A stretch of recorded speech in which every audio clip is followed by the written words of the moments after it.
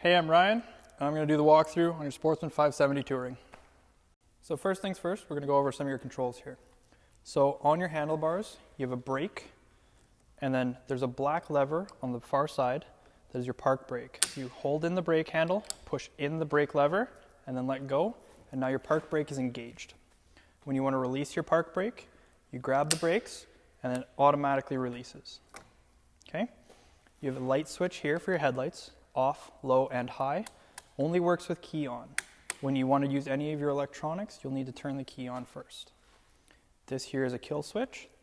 In the middle is run, and then either direction is off. So if you're in an emergency situation, you can slide it to either side, and it will kill your motor. In order to start your motor back up, you need to have it in the middle run position. This here is your speedo/reverse override button. When you're in any gear other than reverse, this will go through the information on your gauge, which we'll go over in just a second.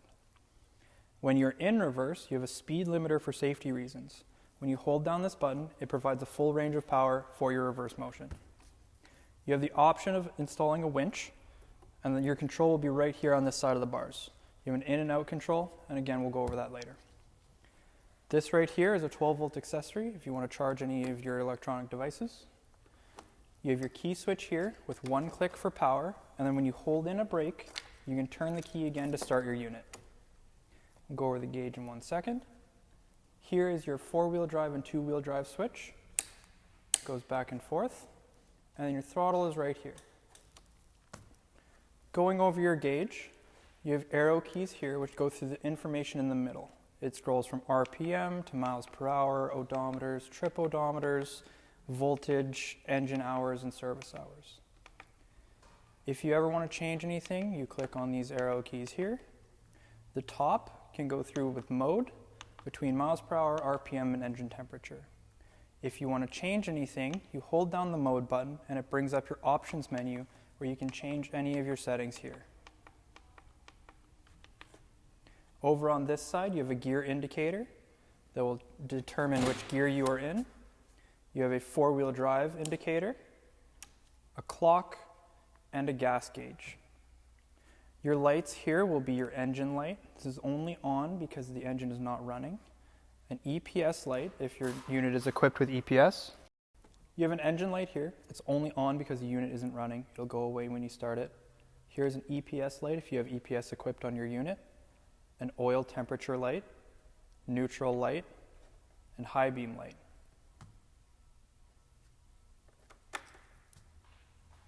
Okay. So fuel fill on this unit is right here. Your break-in period is your first tank of gas, and always use premium fuel. Moving along to here, this is your transmission. Anytime you shift, you can go through all your gears here. On your transmission here, you have high, low, reverse, neutral, and park. When you're in high gear, it's for high speed and high speed operation. When you're in low gear, it's for towing or slow speed operation, or if you need to go over some terrain. Okay? My recommendation is low speed and 4-wheel drive for towing, and steep or rocks or something like that, and then high speed for the generic high speed operation. Over here, you have a door for your oil check, and your dipstick will be right behind here.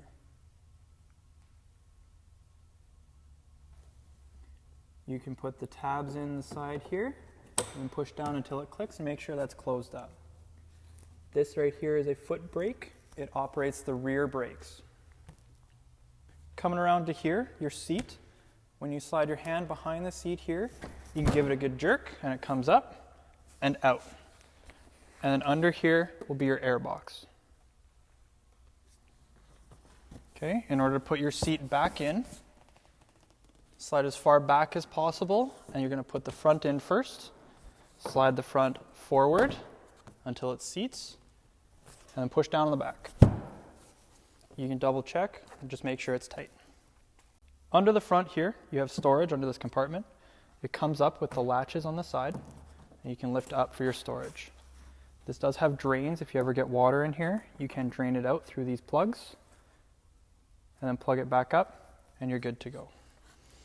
In here, in your bag here, will be your owner's manual, toolkit, and spare key. In order to close it down, and then latch it top down. Coming under here, You have a coolant bottle for your coolant reservoir, and you have your battery down here as well. Operating your winch is really easy. First, make sure the key is on your unit. And then your winch here is operated by the hand controls, the in and out on the hand control. So you can pull out in order to pull your winch out, and the in button brings your winch in. You want to make sure that when you're done with it, it's snug but not too tight.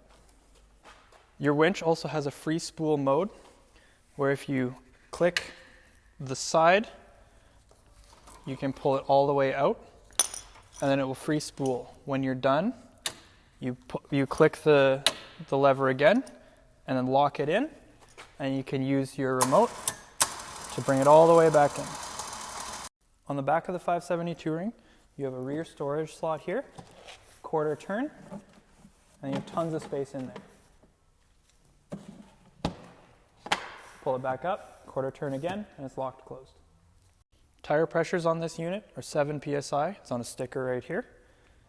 Don't go by the tire itself, always go by the sticker. It's a very all-around range for tire pressure. It's good for all ranges, okay?